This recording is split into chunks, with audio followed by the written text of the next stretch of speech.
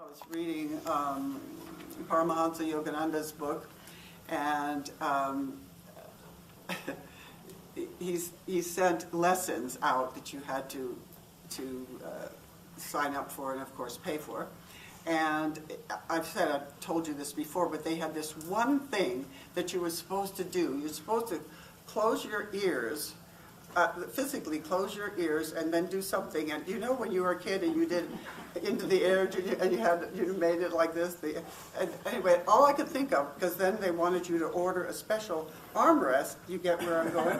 Special armrest to put your elbows on, so that when you did this, or however it was, that it would be. Now, this is not to say anything wrong about Paramahansa Yogananda and the Self-Realization Fellowship. It was magnificent. Continues to be magnificent.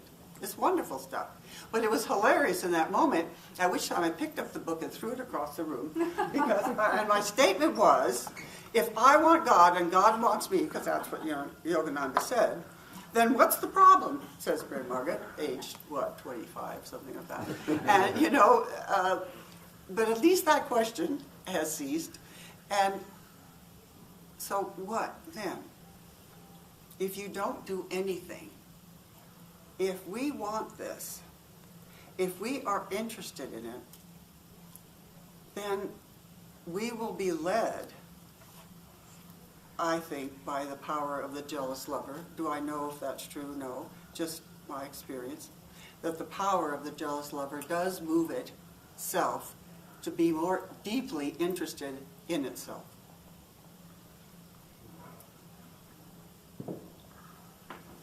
So, in this week, and here's my hope, that instead of getting us distracted onto many things, if as much as possible we can keep the energy focused, just for this 2 days, on how do we relax, because that, I think, is the key. Relaxing. Some kind of internal relaxation, which without having to do anything, gives a broad opening to what's always present. It's a relaxation. It's the exact opposite of what I thought for so many years, which was the striving, the looking, the seeking. Remember Bartholomew used to say, stop being a seeker and be a finder. And to find out that we are already finders, one doesn't have to seek to be a finder. You see how funny the words are? It's just this weekend, if we can help each other by sharing the things that have, quote, worked, whatever that would mean, into that state of relaxation, what is going to help us relax? Because if there's anything, as I look around the globe, I don't see relaxation. I don't sense it. I don't sense it in so many ways. Is that a problem? Of course not. The perfect lover's moving itself the way it's going to move itself. And just get me out of the way so that I don't have the judgment that, oh, I don't want it to be this way. I want it to be a different way. Well, of course, so be it. That's the perfect lover, again and again, showing us the way. So, in talking about how one finds relaxation, we are bound to run into those layers that keep the tension, not attention, the tension going, that keeps the relaxation from happening. And this is where we can help each other out. This is where we can really help each other out. By saying honestly, and not too long, sometimes we get all caught up, but let's do what we can to help each other, to point out the things that are the obstacles, and ask for help if you need it, or present what you think is your truth, please, please, please.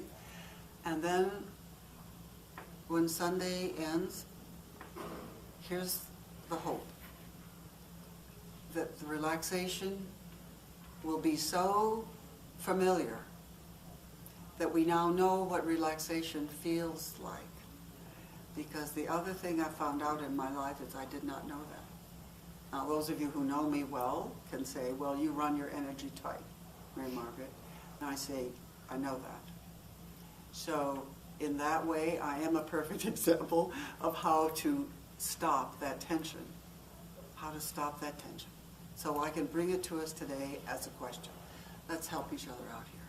Let's help each other out here. And we can do it. It just takes being willing to speak up on parts of us that we may want to keep covered up, truths that we may not want to face on our own, obstacles that we'd rather ignore. But here's what I found.